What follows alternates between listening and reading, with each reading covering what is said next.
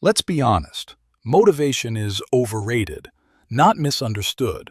Overrated.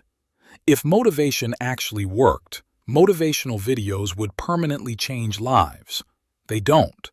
They give you a short emotional high. Then reality hits. Work feels heavy again. Studying feels boring. Discipline disappears.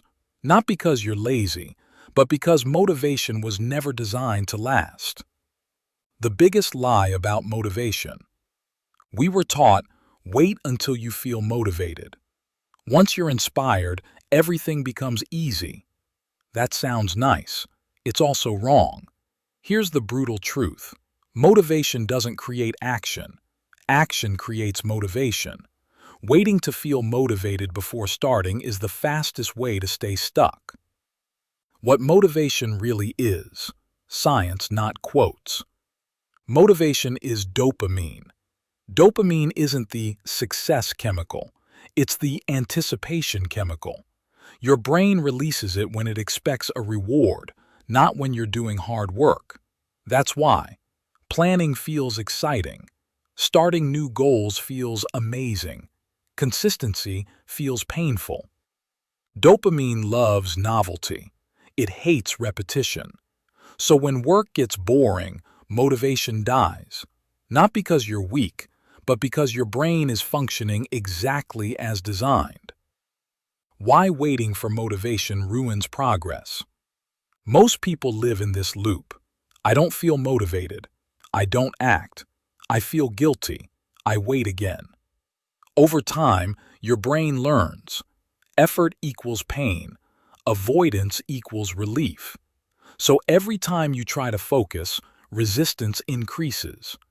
This isn't a mindset problem. It's a conditioning problem. What actually works, even with zero motivation? The solution isn't more hype. It's systems. 1. Lower the entry cost. Your brain avoids overwhelm, not work. So don't say, I'll study for 3 hours. Your brain hears, this might never end. Instead say, I'll open the book for 2 minutes. That feels safe. That feels doable. Once you start, momentum kicks in. You don't need motivation to begin. You need permission to begin small. 2. Identity beats motivation.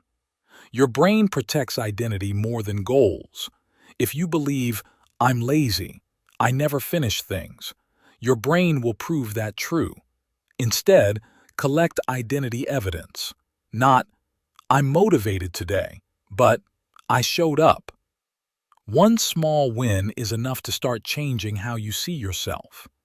Identity creates consistency, not motivation.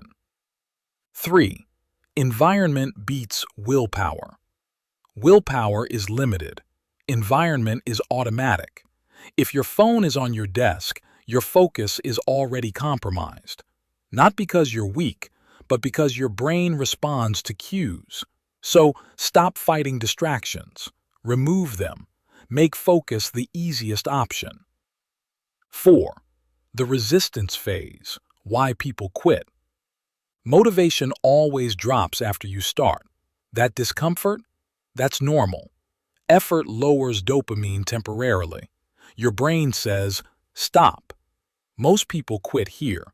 Disciplined people push slightly past it. If you stop, your brain learns avoidance. If you continue, your brain adapts. That's how discipline is built. The rule that changes everything. Live by this rule. Never let feelings decide actions.